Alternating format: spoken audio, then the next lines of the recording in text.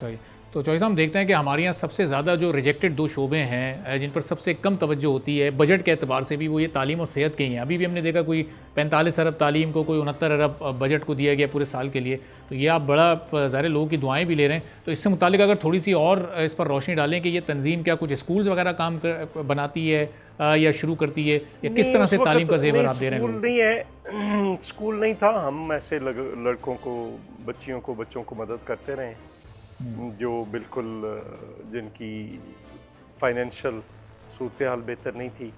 तो फिर उसके अलावा ये था कि अभी भी देखें, मसला ये है कि बुनियादी तौर पर तो ये शोबा सूबों के पास है। तो मरकज़ के अंदर तो इस्लामाबाद की हद तक उन्होंने ख़र्च करना होता है। सूबे ज़्यादा एलोकेशन करते हैं इस पर, सूबों का सबसे ज़्यादा फंड्स भी इसमें जाता है। लेकिन फिर भी हम उस स्टैंडर्ड पे नहीं हैं जो इवन WHO भी कहता है कि आप तालीम पे इतना खर्च करें, सेहत पे इतना। हम उससे भी पीछे खड़े हैं, बहुत पीछे खड़े हैं। बुनियादी तौर पर ये दोनों चीज़ें ये रियासत का काम है, और यहाँ पे जो प्राइवेट लोग हैं वो इसलिए इदारे बन रहे हैं कि रियासत अपना रोल नहीं प्ले कर रही तालीम और सेहत देने के अंदर, जिसका नतीजा है कि प्राइवेट हॉस्पिटल्स, प्राइवेट स्कूल्स बढ़ते ही चले जा रहे हैं, उनकी फ़ीसें बढ़ती चली जा रही हैं। इवन सरकारी स्कूलों की फ़ीसें और कॉलेजेस की, यूनिवर्सिटीज़ की फ़ीसें इतनी हो गई हैं कि एक गरीब आदमी नहीं सोच सकता कि वो पढ़ ले। तो ये एक अलमिया है। जब हम पढ़ते थे, सरकारी स्कूलों में पढ़े हैं, कॉलेजेस में पढ़े हैं, तो उस वक्त फ़ीसें ना होने के बराबर होती थी। गवर्नमेंट कॉलेज लाहौर जो पाकिस्तान का सबसे अच्छा इदारा था, उसकी उस वक्त ट्यूशन फ़ीस 1600 रुपये साल की होती थी।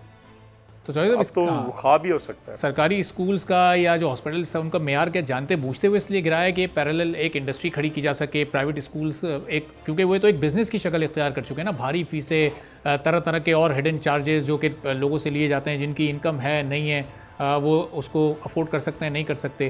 तो ये क्या एक कोई प्रॉपर प्लानिंग के तहत इस इंडस्ट्री को खड़ा किया गया?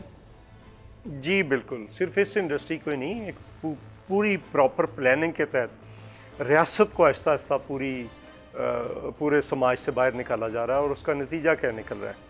मसलन पहले अगर आप देखें कितने स्कूल कॉलेजेस थे और उनके स्टैंडर्ड्स क्या थे।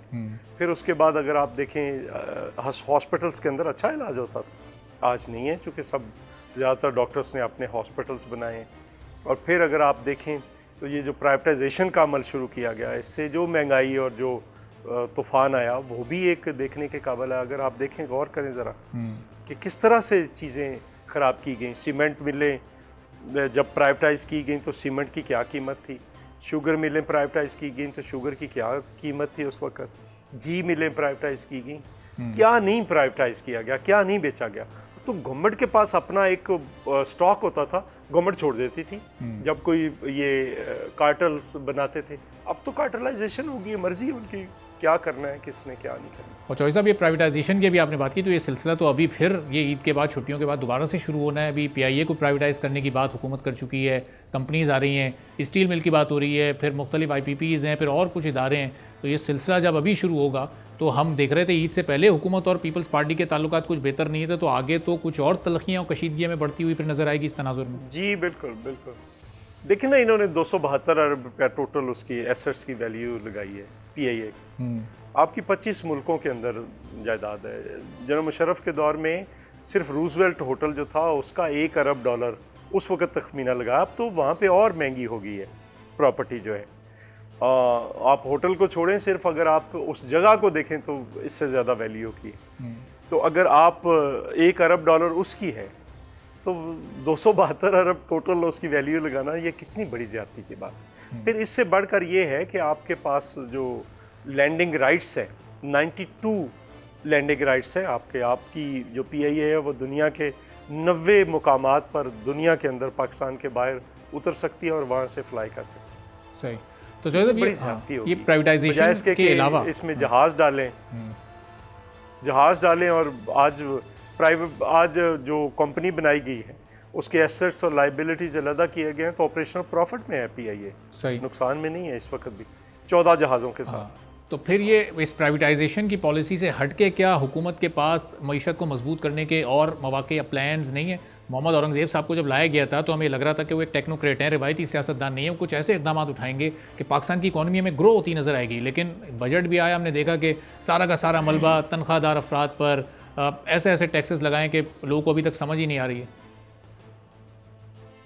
प्रॉब्लम ये है कि बैंकर्स, ब्यूरोक्रेट्स और ये जो अकाउंट्स के लोग होते हैं, ये कभी अच्छे इकोनॉमिस्ट नहीं होते।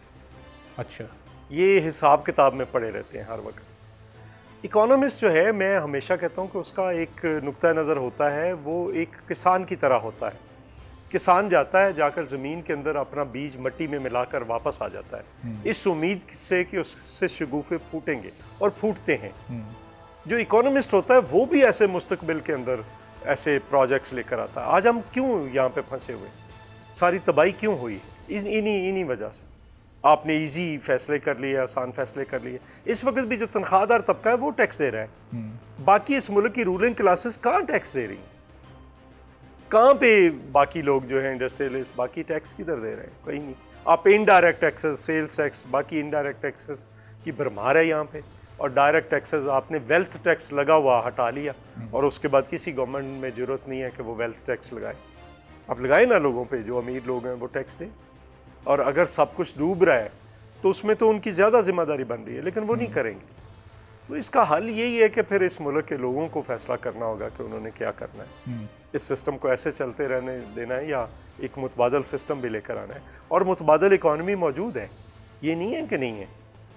अच्छा, तो जावेद साहब, ये हुकूमत नहीं कर पा रही, जबकि हम देख रहे हैं कि इनके भी बड़े अच्छे ताल्लुकात हैं एस्टैब्लिशमेंट से, एक पेज पर हैं। इससे पहले हमने पाकिस्तान तहरीक इंसाफ की हुकूमत देखी, उनके मामला बड़े बेहतर थे, जहाँ जब वो उस तरफ से भी कोई ऐसी ख़ास रुकावट नहीं है और सपोर्ट हर तरह की, इत्तेहादी भी आपके साथ हैं, मुश्किल फैसले आप इत्तेहादियों को एतमाद में लेकर कर सकते हैं, तो फिर रुकावट या प्रॉब्लम कहाँ आ रही है? फिर क्या इंटेंशन का मसला है, नीयत नहीं है, विल का इशू है?